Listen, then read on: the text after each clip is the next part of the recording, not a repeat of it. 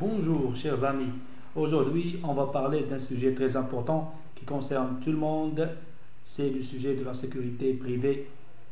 Vu le nombre de crimes et des problèmes qu'on rencontre quotidiennement, la sécurité privée est l'avenir de tout le monde et l'avenir de tous les métiers pour ceux qui désirent commencer et faire carrière dans ce domaine.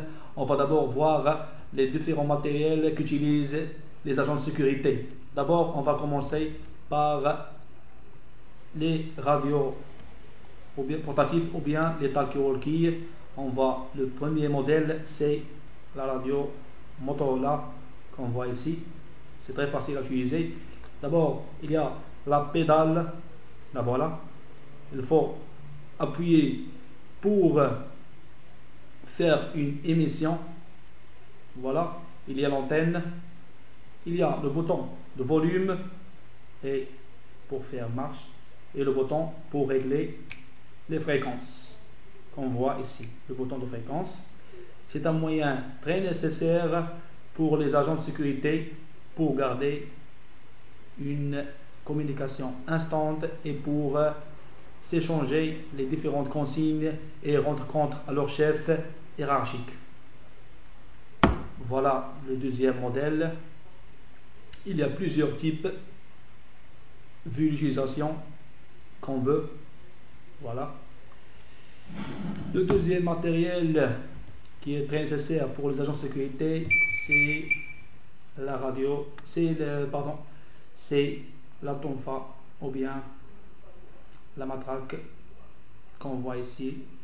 Le tonfa, un moyen d'autodéfense et self-défense très efficace.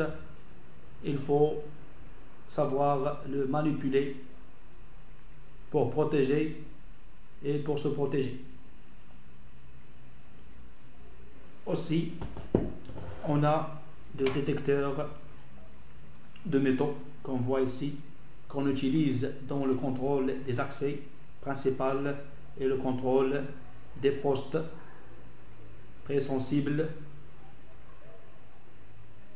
voilà, comme les aéroports ou bien les portes principales des hôtels.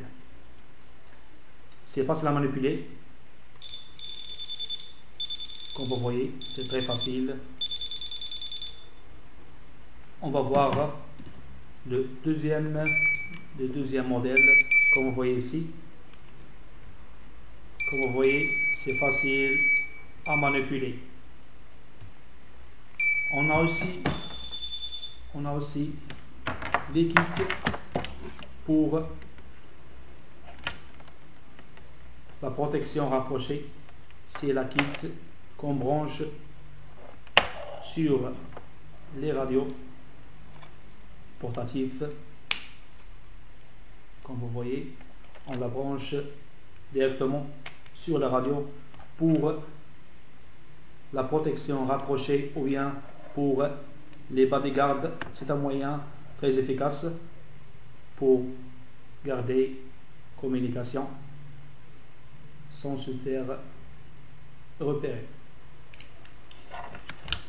J'espère que vous avez aimé cette édition qui parle de sécurité privée et dans le futur on va parler des types de missions et de la définition de sécurité privée. Et n'oubliez pas de vous abonner. Merci.